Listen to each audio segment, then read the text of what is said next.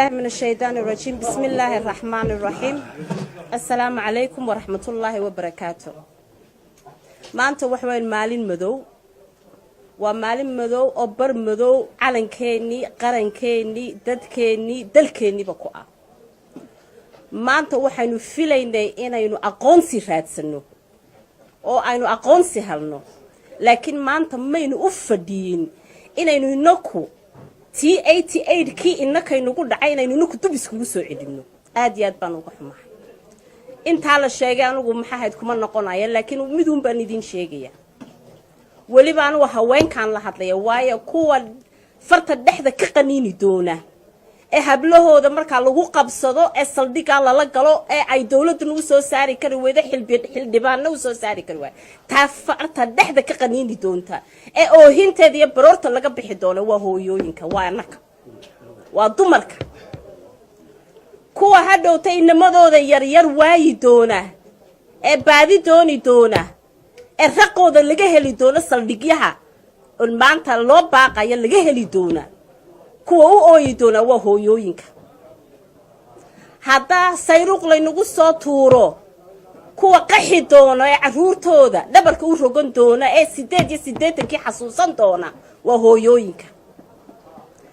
maanta waxaynu ooyina dhalinyarada baa tahriib wax ka xun ba maanta inagu soo socda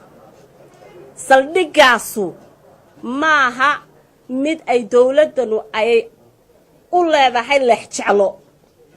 waxa la doonayaa in xaalufintii ugu dambeysay ay maanta ay qaataan laakiin anu cid kale man ka naxin shakhsi kaliyan maanta anu ka naxay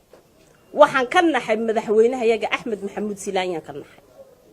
Axmed Maxamuud Silaanya maanta wuxuu istaahilaa inuu magac iyo sharaf uu kaga daadego xilkiisaas ina maamuus iyo wanaag markuu wadankiisa ku soo noqdo lagu soo dhaweeyo istaahila laakiin ma dhacayso maanta marka anu waxaan la yaabanahay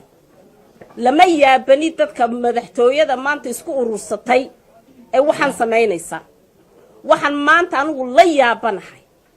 waa qoyskii Axmed Maxamuud Silaanyo waxa la yiraahdaa haduu ninku aanu miir qabin qoyskiisa uu miir qaba hadduu qoyskiisu miir qabin tolkiisa uu miir qaba Axmed Maxamuud Silaanyo hadduu qoyskiisu uu arxami waayay oo uu qaban waayay ma tol buu waayay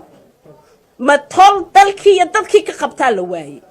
ma tol baa la waayay garan waayay Somaliland maanta qirinqiir bay ku jirtaaye oo ummadba u soo miliqsanaysa oo nabadgelyadeena maanta cunaysa bal maxay haydeen aynu ka qabanno aynu la hadalno maanta maaha maalin aanu anaku dawlad la hadlayno waa dawladii ma jirto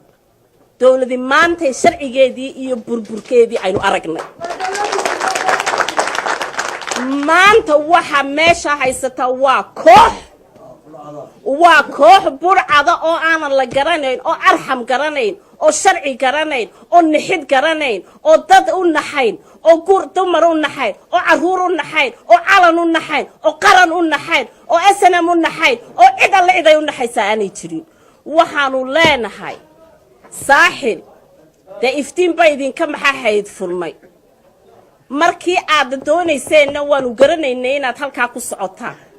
saaxil inaad baabi'isaan waanu ognahay inaad u dhaarsanaydeen waliba qoyska Silaanyaan maanta la hadlaya cid kale lama hadlaayo inaad baabi'isaan waad u dhaarsanaydeen